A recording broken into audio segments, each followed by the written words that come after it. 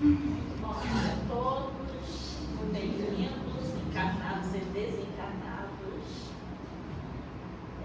Hoje temos aqui um palestrante pela primeira vez na casa, Alexandre Coutinho. Fazer logo a apresentação dele para a apresentação. Ele é do Centro Espírita Grupo Espírita Franciscano Caridade e Amor. Resumindo, tem uma sigla. GEF Caridade e Amor. Fica na rua Pedro Américo 311. Como é um centro novo, não sei se alguém já conhece, conhecer. Um estudo da Denise. Isso, você vai ter participado? Ela faz lá.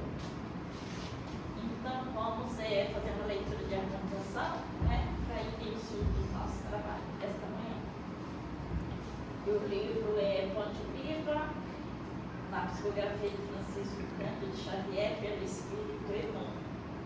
E a lição de 82. Quem serve, prossegue. O Filho do Homem não veio para ser servido, mas para servir. São palavras de Jesus, registrada pelo evangelista Marcos, capítulo 10, versículo 45.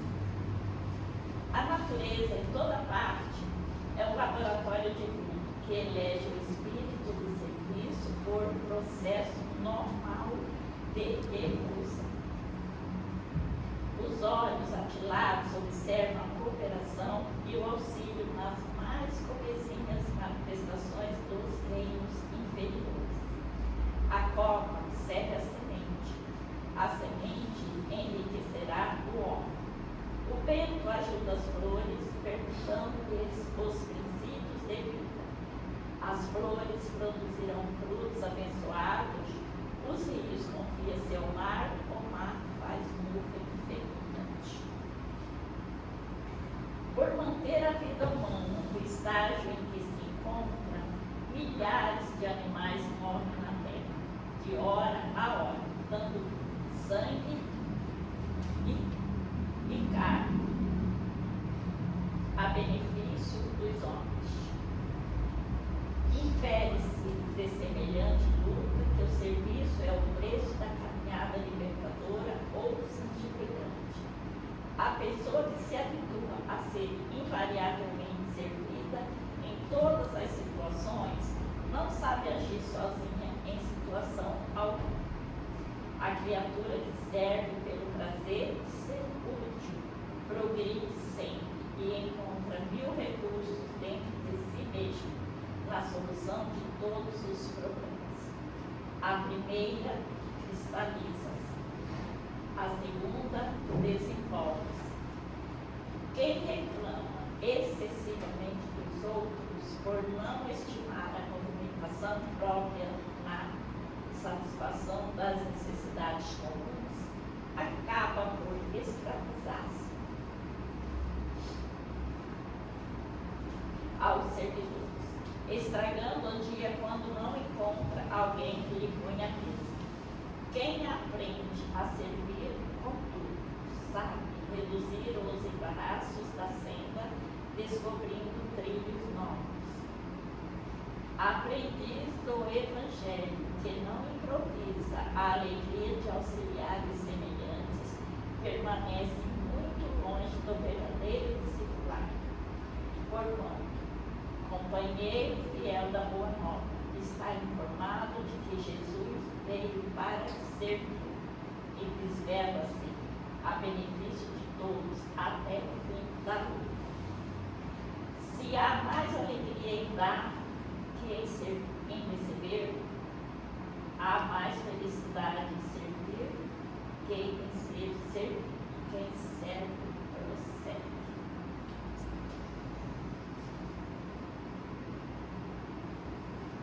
Dando graças a Deus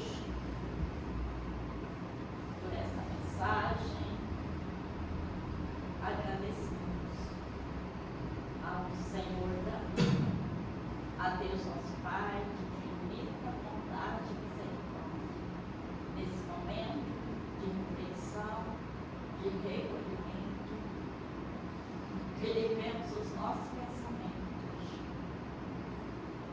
buscando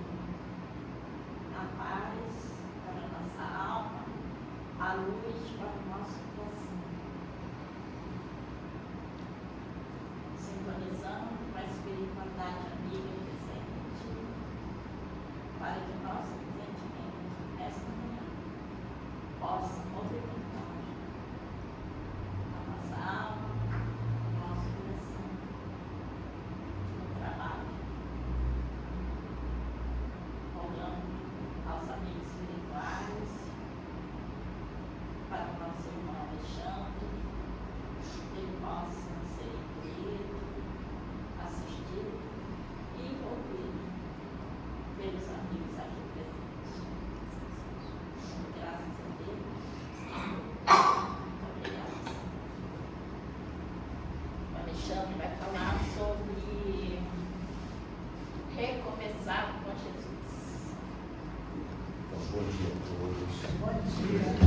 Primeiramente, eu quero agradecer a oportunidade desse trabalho, dizer que eu estou muito feliz de estar aqui, a nossa companheira, o Sérgio, e é muito gratificante vir numa casa de Francisco e sentir a ambiência da nossa casa. E a gente tem a certeza de que nós estamos realmente antenados com ele, que tem uma característica específica, né? Nós sabemos disso. Então, para mim, estou me sentindo em casa. É isso aí. Então, A casa é sua. De todos nós. Todos nós. Sabe? Vocês também estão convidados para irem conhecer a nossa casa, uma casa nova no Catete. Nosso centro espírita nasceu na pandemia, em 2020, quando começou a pandemia, em março. Né? Em maio, nós fundamos a Casa Espírita Virtual. E ela ficou virtual com todo o formato do centro espírita, todas as atividades espíritas, virtual, reuniões, estudos, irradiações. E em novembro nós fundamos a sede física, mas foi no centro da cidade, numa sala comercial. E lá nós ficamos 4 anos e meio. E ano passado fomos agraciados com a oportunidade de comprar essa nova casa. E estamos lá agora há 1 ano, onde nós comemoramos 1 ano de casa com a nossa primeira festa julina franciscana. Então estão todos convidados para chegarem lá. É com essa energia de alegria, de amor franciscano que a gente também trabalha. E hoje eu fui convocado para essa grande missão de falar sobre recomeçar com Jesus. Eu posso ficar sentado? Pode, do jeito que você quiser. A gente, na verdade, eu sou um expositor, né? E a gente vai fazer uma conversa. E se alguém quiser participar, não sei se a casa permite, mas fique à vontade, vamos conversar sobre como recomeçar com Jesus. Essa palestra, esse estudo, recomeçar com Jesus, esperança e fé para o novo ciclo. Originariamente foi isso. Foi o Seara que me convocou no ano passado para falar no final do ano sobre o novo ciclo que ia se iniciar, que era o ano de 2026. E eu achei tão interessante a proposta que eu adaptei ela para o ano inteiro. Porque nós estamos recomeçando com Jesus hoje. Acordamos e recomeçamos com Jesus esse domingo. Hoje é o primeiro dia da semana. As pessoas confundem com a segunda-feira, mas o primeiro dia da semana. Estamos recomeçando mais uma semana, né? Ou começando uma semana, ou recomeçando. Qual é a diferença entre começar e recomeçar? O prefixo re, ele fala de novo. Novamente. Então, recomeçar é começar novamente. Né? Eu tenho essa sala e eu chego aqui, ela tem uma cor, ela está de uma forma e eu vou renová-la. Eu vou pintar, eu vou trocar o chão, vai ser a mesma sala, mas ela vai estar renovada. É um recomeço para essa sala. Ela já existia e ela está recomeçando com um novo formato. A ideia é essa. Quando a gente vai pensar na ciência, como é que a ciência nos diz sobre os ciclos da vida? Nascer, a gente nasce, cresce, reproduz, envelhece e morre. Essa é a regra da ciência. Né? E aí a gente fica pensando, como é que eu vou fazer para pensar nesses ciclos naturais da vida? São ciclos. E o que é um ciclo? O ciclo, eu coloquei aqui algumas definições para a gente poder entender as mudanças. A gente nasce, a gente vai crescendo, é criança, pré-adolescente, adolescente, jovem, adulto, maduro, ancião, né? E em cada fase da vida, cada ciclo que a vida nos propõe, a gente tem uma nova reforma, uma nova conduta, vai se transformando. Eu não sou a pessoa que eu era ontem, não sou a pessoa que eu era há 30 anos, não sou a pessoa que serei daqui a 5 anos, daqui a 10 anos, porque são ciclos. A vida nos traz os ciclos e a gente vai recomeçando. E esse recomeço a gente pode pensar como um reset da máquina do computador. A gente vai lá, dá aquele reset, ela vai, se renova, os novos programas, eles são lançados, eles começam a rodar e ela vai melhorando, vai se aprimorando e a gente vai crescendo e andando. Então, recomeçar com Jesus é exatamente isso. Eu coloquei a palavra renovação também, porque aí a gente vai estudar etimologicamente a palavra e vai entender. Re, o prefixo re, que é recomeço, né? Nova ação. Então, uma renovação. O que é isso? É renovar as minhas atitudes, renovar as minhas ações. Então, eu particularmente, por exemplo, já tive algumas religiões na minha vida.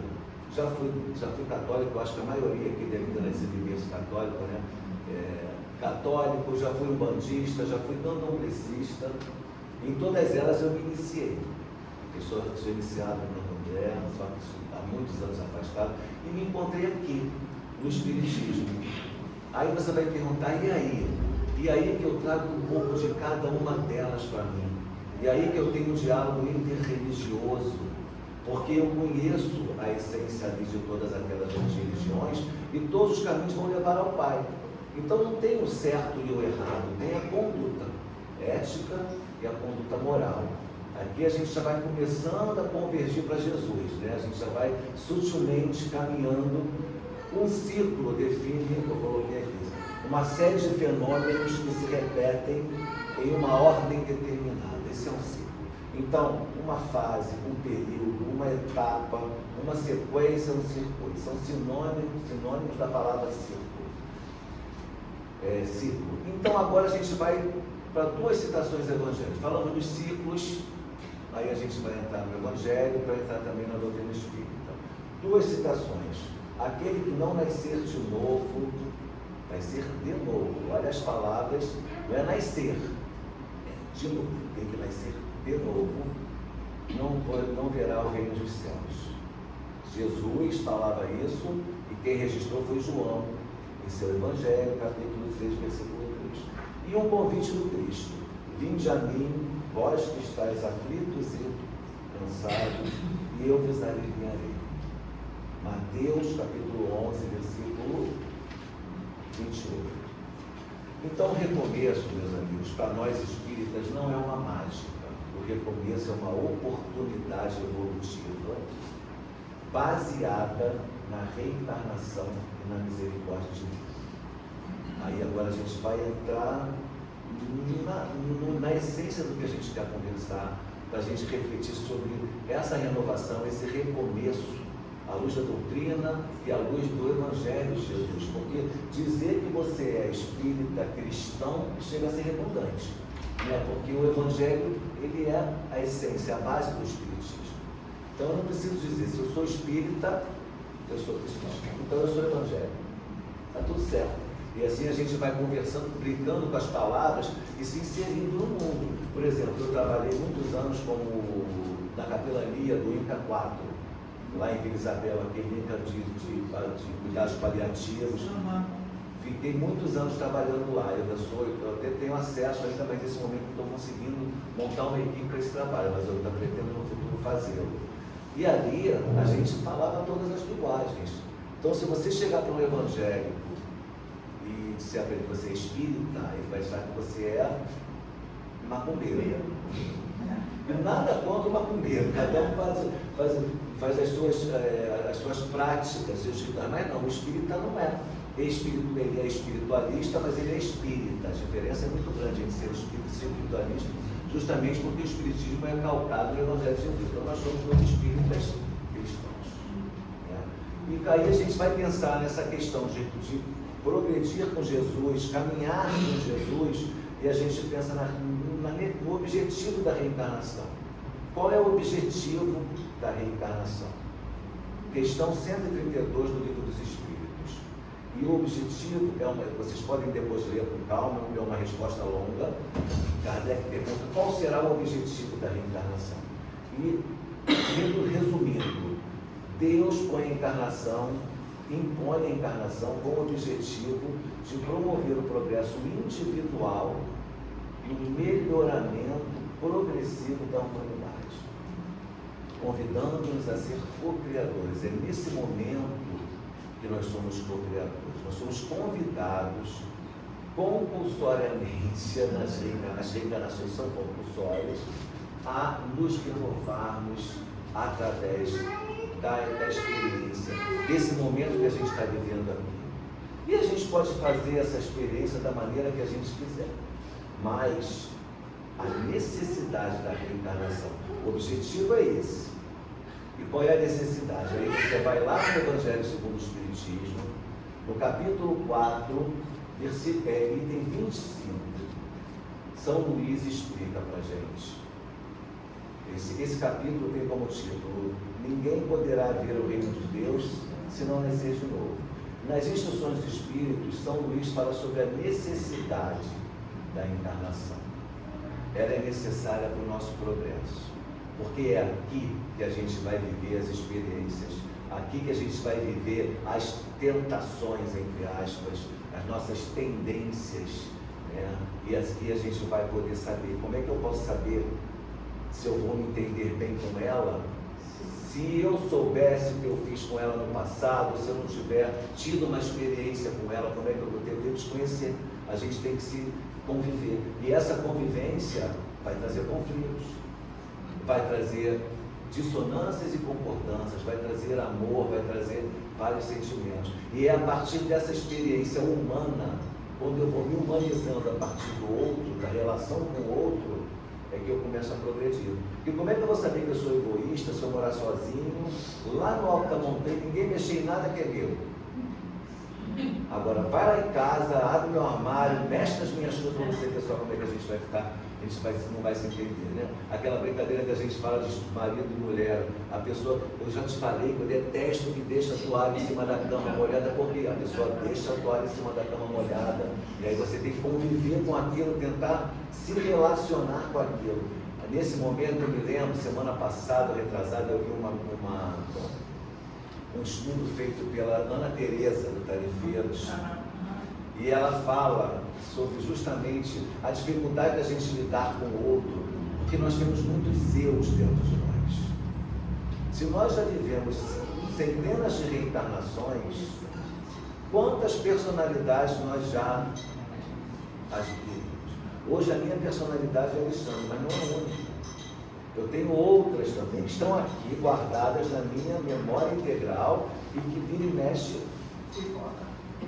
Sabe aquele momento que você está no trânsito, que o cara te atravessa, é o romano que chega com a espada querendo. Você tem que controlar ele. Né? Você tem que controlar aqueles seres que nós já fomos no passado, e a gente está aqui para isso, para dominar, para controlar, para pensar em como vamos agir diante dos conflitos que a vida nos propõe. Porque ser espírita e ser bonzinho aqui dentro é fácil. Está todo mundo, né, aqui agora com ambiência. Eu saí de casa hoje, orei, né? Olha, ontem foi a festa junina lá, eu fui dormir 1h30 da manhã, nem liguei televisão, deitei, fiz prece para estar aqui hoje, estou renovado, mas porque eu tinha esse compromisso. Por isso que é importante caminhar com Jesus, você caminhar com Ele, porque senão você não consegue repetir. Agora, depois que a gente sair daqui e for para casa, vamos brigar quem vai comer a coxa do frango, cuidado, porque é nesses momentos, são nesses momentos de convivência comum, né? Saiu do prédio, deu bom dia para o porteiro, a pessoa no metrô pisou no seu pé, qual foi a sua reação? É ali que você tem Jesus, é ali que você tem que pensar em Jesus, é ali que você tem que caminhar com Ele, porque é complicado. E aí, por que a gente fala de Jesus? Por que a doutrina espírita propõe inexoravelmente que é Jesus o modelo guia? Questão 625 do Livro dos Espíritos. Kardec pergunta: qual o tipo mais perfeito que Deus tem oferecido ao homem para lhe servir de guia e modelo? Essa é a pergunta aqui do Kardec. E a resposta é concisa, objetiva e direta. Jesus. Só essa palavra, só esse nome, mais nada, o modelo mais perfeito. Então, se a espiritualidade superior nos orienta que esse é o modelo, esse é o exemplo que a gente tem que seguir, então a gente vai lá no Evangelho e procura saber como é que ele se propõe a nos ensinar com aquele manancial, aquela bússola. O Evangelho é o verbo de Deus. A gente fala Evangelho de Jesus, porque foi ele que trouxe a boa nova. Sinônimo de Evangelho é boa nova. Ele trouxe a boa nova. Mas de onde vem a boa nova? Vem do Pai. É a lei de Deus. São as leis do Pai que vieram através do verbo, que é Jesus. Até no Evangelho de João já começa, né? No início do verbo. E é o verbo que é Jesus. Ele traz essa mensagem. E a gente começa a estudar, a pensar, como é que eu vou caminhar com Jesus? Eu vou seguir Jesus? Aí eu te pergunto, o que seria melhor para nós? Seguirmos Jesus ou caminhar com Jesus? Qual a diferença? Eu vou te seguir, você vai me fazer uma direção e eu vou atrás de você, vou te seguir. E você vai me levar. Eu penso que isso seja prático demais para a gente vai se acomodar, porque ela está seguindo lá e eu estou só seguindo ela, mas se eu caminhar com Jesus, ele está aqui do meu lado, conversando comigo, sendo meu amigo, me orientando, me ajudando a pensar, refletindo, mas para que eu possa caminhar com ele, eu tenho que ter uma conduta. E assim, que a gente deixe claro já desde o começo, uma das últimas frases que eu vou falar aqui no nosso estudo, que é para ninguém achar que é tão difícil. O bom espírita não é o venturoso, é aquele que está caminhando, é aquele que está buscando ser melhor a cada dia. Então, caminhar com Jesus não pressupõe perfeição. Seus apóstolos não eram perfeitos. Ele perdoou, ele compreendeu. Olha o que ele viveu entre aqueles homens. Claro que a conversão de cada um foi incrível, porque já estava íncito neles a fé, a certeza daquele trabalho. Mas Pedro tinha sua personalidade, né? Todos eles tinham uma personalidade um pouquinho complexa e foram todos se harmonizando, caminhando ao lado de Jesus, caminhando com Jesus. E caminhar com Ele traz essa renovação, porque a cada dia eu me esforço. Eu penso assim, pensa comigo, eu te fiz uma grosseria, você não merecia essa grosseria, mas na hora de você reagir a mim, pensa, olha para mim, vê a imagem de Jesus na minha frente, e não me vê, vê Jesus. O que você diria para ele? A gente vai receber uma pessoa na nossa casa, no centro espírita, a gente não sabe quem vem aqui, a porta está aberta para o público. Se nós olharmos cada pessoa que entrar por aquela porta e vir a imagem de Jesus na nossa frente, como é que a gente vai tratar esse convidado de honra? Então a gente vai tratar o mais simples como o mais ilustre, como esse convidado de honra que é Jesus. E aí as coisas começam a mudar em nós e nos outros. Porque a gente pensa que a gente vai se transformar. Gente, eu só vou me transformar se vocês se transformarem também. O que adianta? Eu vou lá para o Nepal, ficar em cima de um monte, não quero mais saber de nada, eu tenho que conviver com vocês. Eu preciso me ajudar e ajudar o mundo a ser melhor. É coletivo o progresso. É necessário, enquanto na humanidade terrestre. As pessoas têm o hábito de perguntar assim, desculpa, quando será, em que ano que o mundo, que o planeta vai se regenerar, o mundo terrestre vai se regenerar? Primeiro que não tem ano. Aquela história de Chico Xavier, aquilo ali interpretaram errado o Pinga-Fogo. Vai lá olhar, ele diz que aproximadamente daqui a uns 50 anos, a humanidade vai estar melhor, e está mesmo. A humanidade está muito melhor que 50 anos atrás. Né? Então, essa é a proposta que o Mestre nos faz. Vamos caminhar todo dia juntos e melhorar. Por quê? Porque caminhar com Ele pressupõe essa reforma íntima, essa transformação diária, porque Ele vai nos confrontar, Ele vai nos convidar a refletir sobre nós mesmos. Aquela conduta, aquele pequeno detalhe que você está escondendo do mundo, vai aparecer na frente dele, porque a gente não consegue, ele sonda a nossa alma.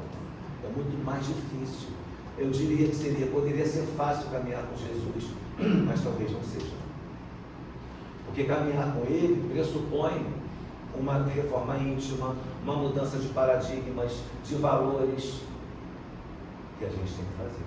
Não é negligenciar a matéria, não é negligenciar a parte material da vida. Todos nós precisamos ter uma conduta idônea, com valores, com recursos, porque temos que nos sustentar, mas não vivermos para isso.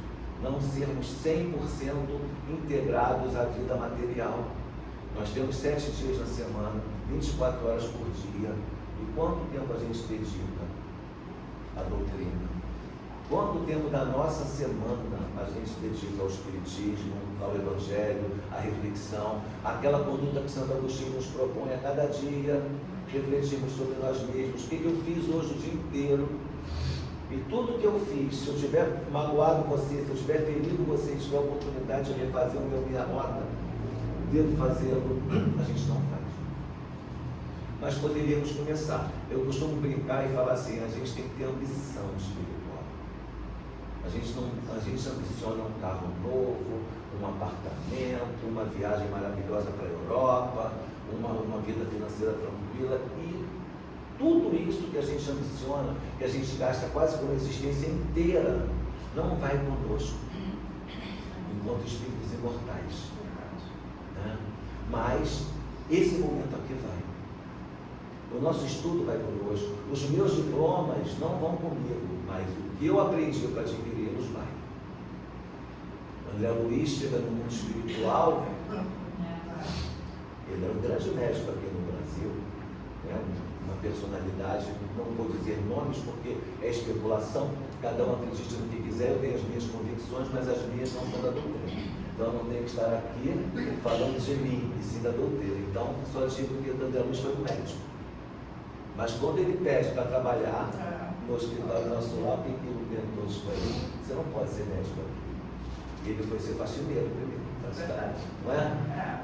Para a gente ver um médico, começa a entender por quê? Porque tudo que a gente adquire aqui é uma fração da vida. Nós temos existências e a vida é eterna. Então, a gente precisa seguir com essa proposta. E qual foi, e o que Jesus me inspira, então, filosoficamente, para que eu possa caminhar com Ele e ser bem sucedido nessa empreitada?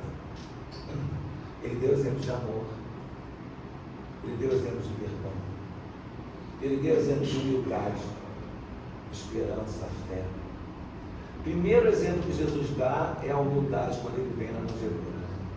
Ali Ele mostra, é o Rei dos Reis, é o médico dos médicos, é o médium de Deus, e Ele nasce daquela maneira simples e humilde. Um nazareno. A comunidade de Nazaré era uma ilha de pescadores, não, era uma colônia de pescadores, uma vila de pescadores, por isso que eles tinham aquele cabelo grande, nazarenos tinham aquela característica. E ele, não é por acaso que ele escolhe uma nacionalidade, uma naturalidade simples, humilde, para provar que o maior não precisa ser aqui da terra, não é aqui da terra. Então são pequenas questões que a gente precisa pensar. Amanhã é segunda-feira, a gente vai trabalhar, a gente vai sair daqui para o mundo, a gente vai lidar com pessoas. Como é que eu vou lidar com essas pessoas? Uma vez eu sou advogado, há pouco tempo fazer uma audiência trabalhista, e aí a juíza chegou para mim e falou assim, está tudo perdido, eu não tenho mais esperança em nada. Conversando, uma pessoa, gente boa, a gente tem uma relação, né? Aí eu falei para ela, doutora, eu discordo da senhora, porque para mim está tudo maravilhoso. Está difícil para todo mundo, mas está difícil. Ela não sabe que mundo você vive, porque não é no meu. Eu falei, é uma questão de perspectiva. Né? Porque se a gente for pensar, meus amigos, vamos lá, não vamos longe. Isso já saiu do roteiro, por isso que não adianta eu não consigo fazer por causa disso. Vamos conversar. Em 1918, Primeira Guerra Mundial, é por causa dessa guerra que nascem os antibióticos. O povo sofrendo, todo mundo morrendo de pragas, vem os antibióticos. 1918. Em 1848, a primeira legislação na Europa nasceu para não permitir que as crianças trabalhassem 12 horas por dia como os adultos. Isso não é progresso. Isso não é evolução. Hoje nós temos o ECA no Brasil, temos uma Constituição Federal que prevê tantas outras coisas. Agora, é mundo de provas e expiações, é choro e ranger de dentes, é ebulição, é transformação e renovação. Olhamos para trás e a gente vê tanta dor e sofrimento, que hoje a tecnologia nos ajuda. Hoje o seu filho vai morar no Japão e você pode falar com ele todos os dias e vê-lo. Isso é maravilhoso. As pessoas estão se unindo de uma maneira muito maior. Nunca se, nas palavras de Divaldo Franco, nosso saudoso amigo, nunca no mundo se viu tanta gente fazendo caridade como se vê nos dias de hoje. Isso não é mudança, reforma? É. Só que os umbrais, as portas dos umbrais se abriram.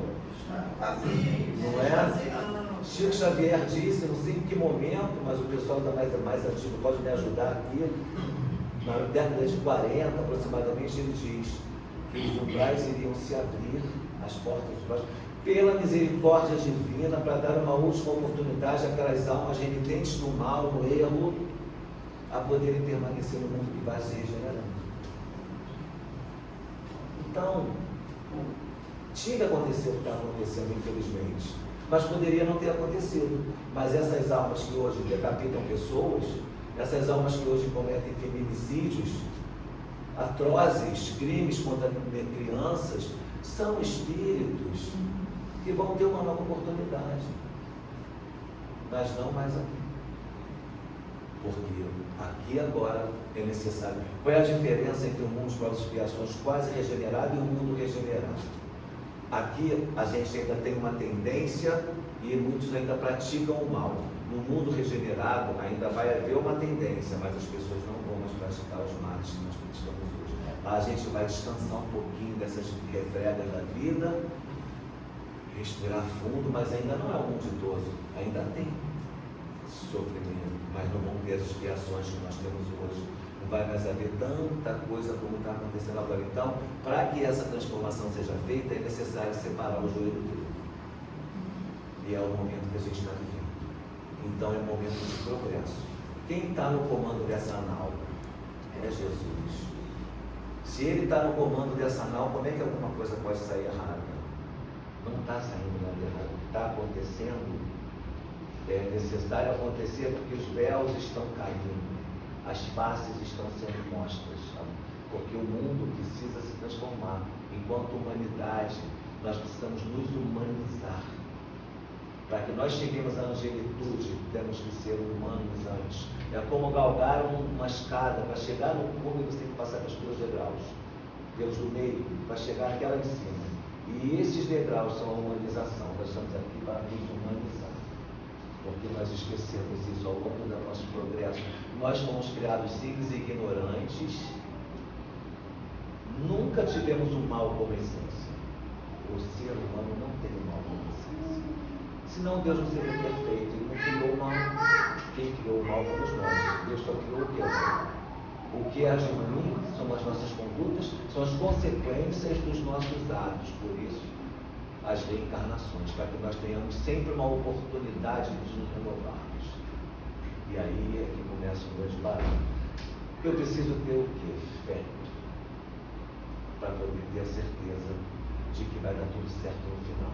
Mas essa fé que Jesus me propõe, que a espiritualidade vem com o Consolador e nos consagra, é uma fé produtiva, é uma fé raciocinada. Não é aquela fé dogmática. Acredita e pronto. Não, é uma fé que tem que me fortalecer. Aí eu coloquei aqui umas frases. Para fortalecer a fé, segundo o Espiritismo, é preciso unir razão e sentimento. Olha a dificuldade. Por que é difícil unir razão e sentimento? Vou te explicar. Meu filho cometeu um crime, mas é meu filho amado.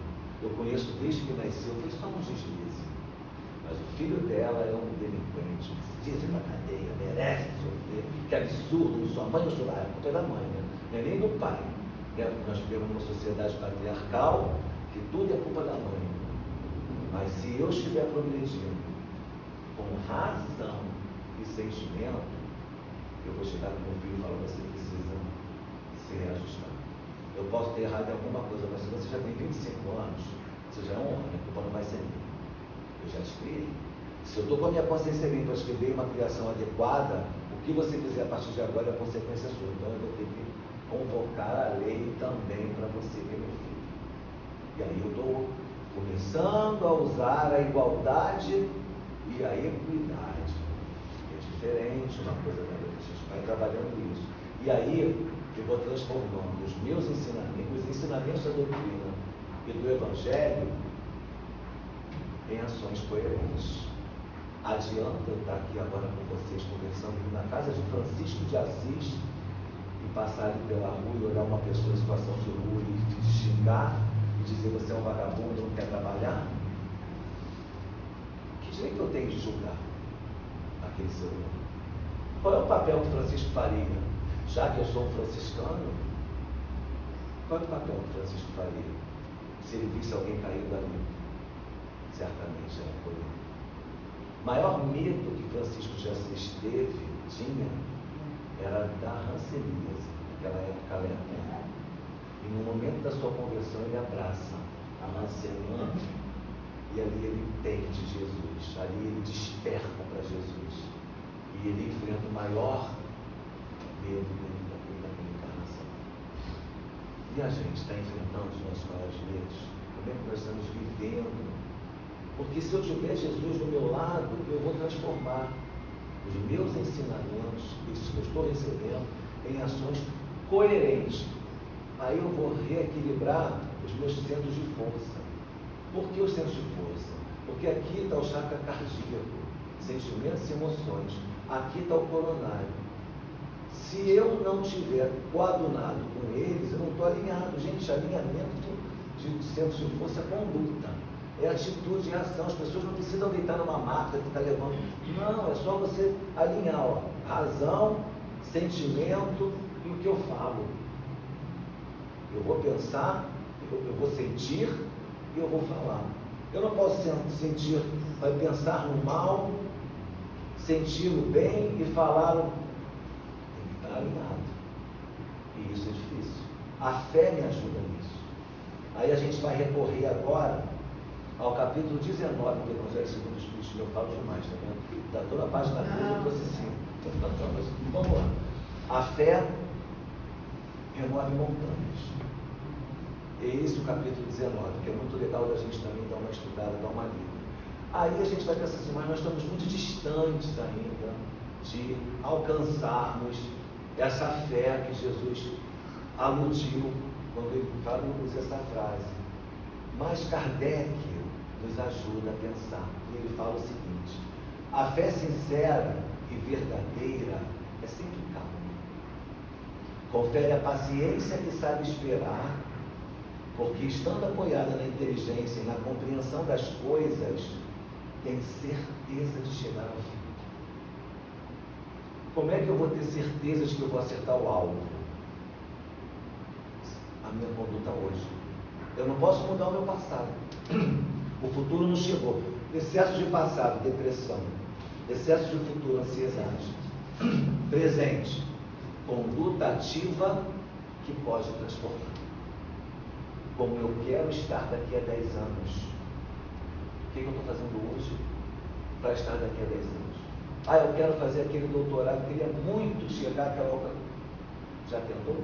Já fez o concurso? Já estudou? Já se preparou? Já focou? Senão você não vai estar naquele patamar se você não quiser. É só você querer. Eu quero muito trabalhar com mediunidade, mas eu não me sinto preparado. Por quê?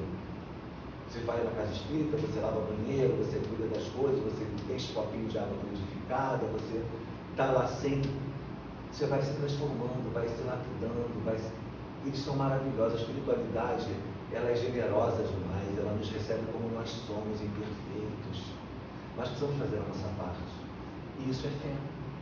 Fé que a gente vai conseguir. A fé, precisa fortalecer os corações. dar a força interior que ajude a vencer as adversidades.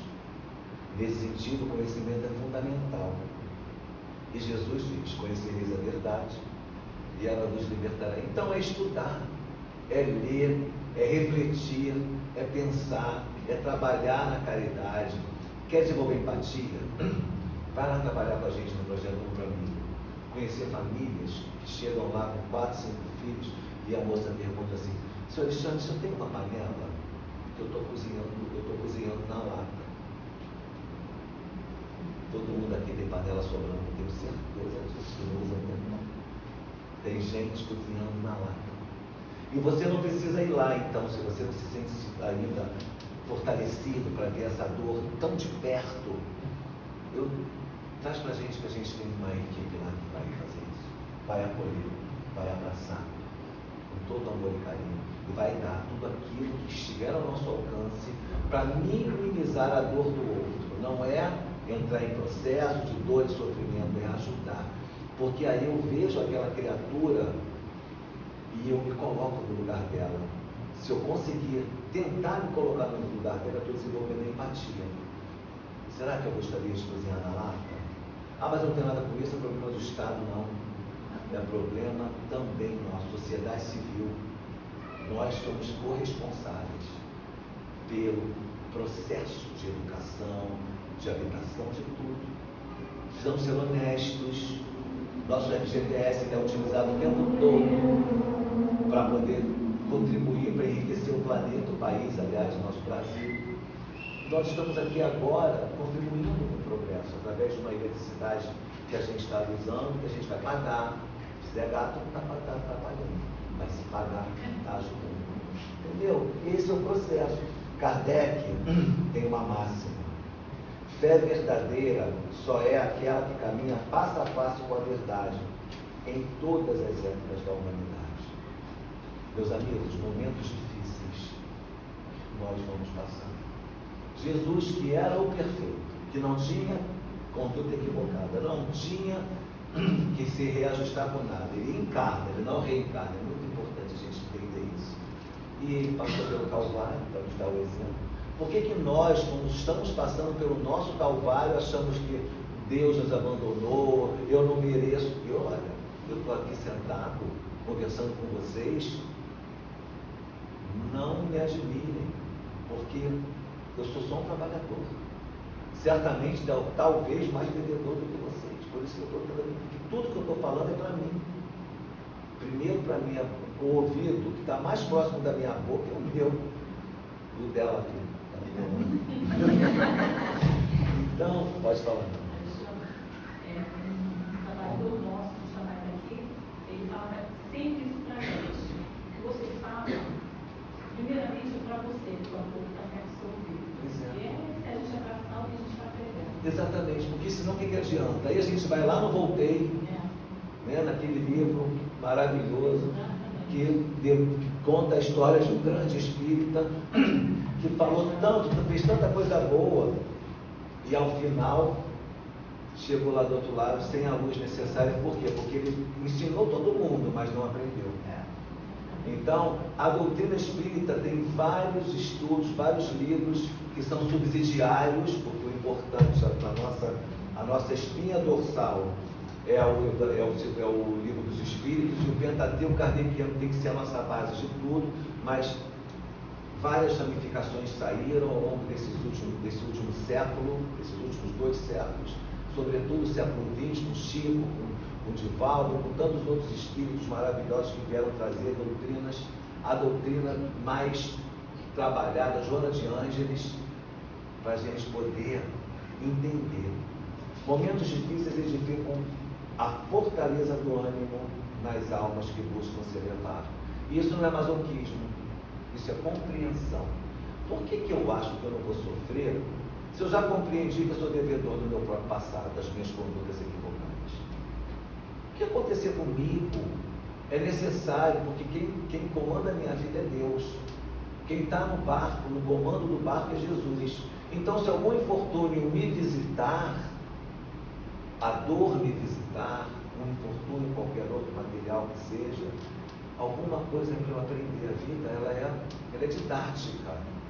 A pedagogia de Jesus e da vida, elas são muito importantes para o nosso progresso. Então, se eu me revoltar contra aquilo que está me acontecendo, não vai adiantar nada. Mas se eu me resignar e tiver uma fé ativa e entender que eu preciso me transformar, me renovar, sem achar que eu sou vítima de nada, eu ando para frente, eu caminho. Aquele que tem certeza do porvir, acredita e tem fé na imortalidade da alma, vence mais serenamente os obstáculos do caminho. Meus amigos, o Consolador chegou no século XIX e disse para a gente assim: tu és imortal.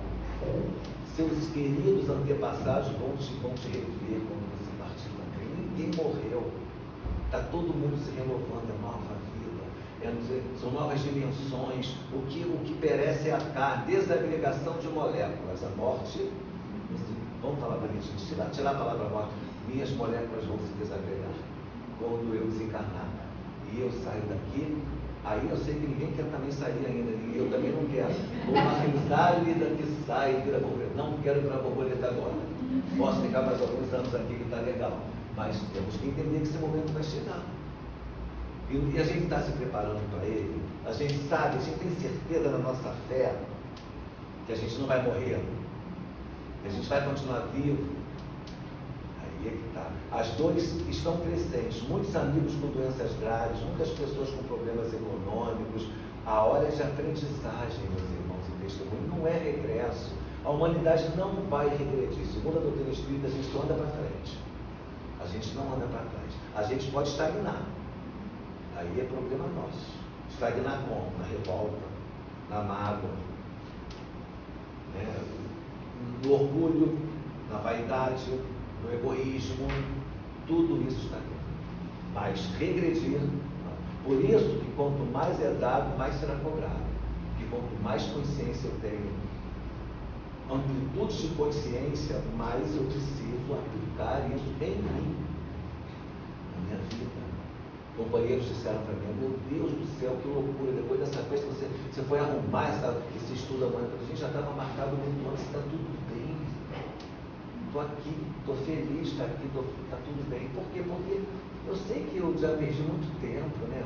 Quanto tempo a gente vai ficar nessa samsara reencarnatória, podendo alavancar o nosso progresso? Está na hora, a gente não veio aqui a passeio. Nós viemos aqui para crescer. Esperança. Já falei com vocês que eu mudei aqui o roteiro sobre o mundo melhor. O mundo não está pior, o mundo está melhor. E vai melhorar cada vez mais. E daqui a uns 100, 200 anos vai estar melhor ainda. Olha, segundo a doutrina, os estudiosos da doutrina, nessa fase das nossas reencarnações atuais, para a gente reencarnar de novo, só daqui a uns 150 a 300 anos, né, mais ou menos, da nossa era, não do mundo espiritual, que é diferente a contagem de tempo. Imagine como vai estar o Brasil daqui a 300 anos, que maravilha, o mundo. Eu quero voltar. Pode ser para cá mesmo, para o Brasil. Não sou vira-lata, gosto do meu país. Por quê? Porque é lindo, porque nosso mundo é lindo. Todos os países, as nações têm seus problemas, têm suas dores, suas angústias. Nós temos as nossas mazelas. As nossas mazelas são mais materiais hoje. Mas tem muitos países, como Dublin, por exemplo, lá na Europa, eu fui uma vez lá, há alguns anos, uma amiga mora lá, e eu fui passear sozinho. Aí ela falou assim: olha, você vai ver várias ambulâncias circulando, não se preocupe, não está acontecendo nada, são pessoas que estão se suicidando. Depressão, alcoolismo, são outras mazelas, as mazelas morais. Não tem fome, não tem miséria material, mas tem miséria moral. Então a gente está aqui todo mundo junto, misturado. O que a gente pode fazer para mudar isso? Como co-criadores, está aqui agora, refletindo no bem e no amor. Algumas frases rápidas para a gente refletir, já seguir para o nosso encerramento. Peso da bagagem. Todos trazemos marcas das escolhas erradas de ontem ou de existências passadas. Porque nem tudo é de outra existência não, muita coisa está aqui. Nosso Divaldo dizia que 80% das dores que a gente tem hoje, a gente já adquiriu aqui mesmo.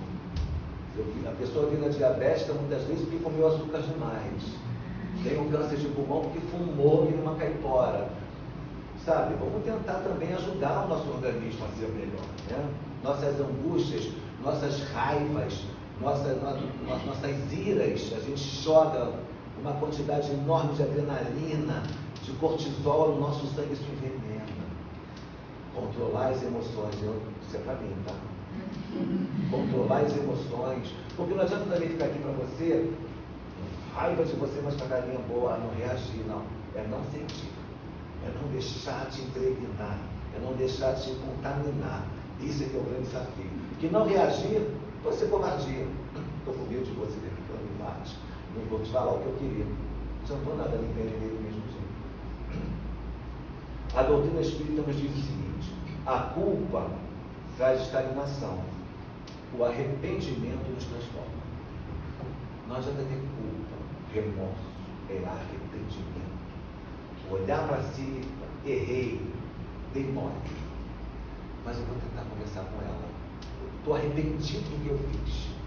Se não, ficar só na culpa, eu sei que eu errei, eu já não errei com ela. Não. Vai me deixar estagnado. Foco no presente, já falei anteriormente. O passado está escrito, o presente é uma página em branco. Hoje, vamos construir o nosso futuro hoje, a nossa felicidade. Podemos ser felizes já um pouquinho, mas nossa felicidade eterna. A gente também confunde muito felicidade. É o que é felicidade? É carro zero? É casamento? Depende. Depende muito. Não é exatamente isso. O olhar de Jesus, ele nunca condenou o caído. Tem o exemplo da mulher adúltera, Pedro após a negação. E o Evangelho na prática? Jesus não pede perfeição imediata. Ele nos pede o início da caminhada. Nos convoca ao início dessa caminhada. Vamos caminhar com ele. E aí, à luz da doutrina espírita, como é que a gente vai fazer para realizar essa caminhada? Para encerrar, vou conseguir. Então, me dá mais 3 minutos. Reconhece-se o verdadeiro espírita pela sua transformação moral e pelos esforços que emprega para domar suas más inclinações. O Evangelho segundo o Espiritismo, capítulo 17. Sede perfeitos. Então Jesus fala essa frase, sede perfeitos. Kardec me diz como fazer. Está no item 4. O item 4 tem como título o bom espírita. Item 3, o homem de bem. Item 4, o verdadeiro espírita. Você vai lá no homem de bem, no capítulo 17, para você ver o Kardec fala sobre ser homem de bem. E aí você vai depois no outro, que é uma sequência. Kardec era um professor, um pedagogo, tudo ali tem sequência didática. Ele coloca no item 3 os caracteres da perfeição, justamente para depois falar do espírita, que ele está falando com a gente. Não é com o mundo lá fora, não. Ele quer falar comigo, que resolvi que sou espírita. E assim eu vou me transformando. E por fim, 2 frases. Uma está lá na lápide de Kardec, atribuída equivocadamente a ele, não é dele essa frase, pelo menos que se saiba, mas está lá e é para todos nós. Nascer, morrer, renascer ainda e progredir sempre. No começo do nosso estudo, a gente falou, na escola a gente aprende, nascemos, crescemos, reproduzimos, envelhecemos e morremos. O Espiritismo nos propõe nascer, morrer, renascer e progredir sempre. Tal é a lei.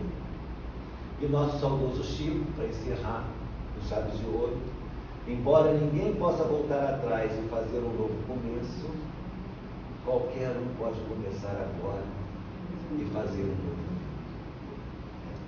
Que nós possamos refletir sobre tudo isso, pensar em Jesus, pensar na doutrina, pensar na oportunidade que estamos tendo hoje, aqui nessa casa, de fazer o bem, de confraternizar com os irmãos, de aprender a amar, de trocar nossos paradigmas, nossos valores, Não negligenciar a vida material, mas começar a potencializar, ambicionar um pouco mais a vida espiritual. E caminhar com Jesus é seguro, porque ele nos traz uma bússola certeira.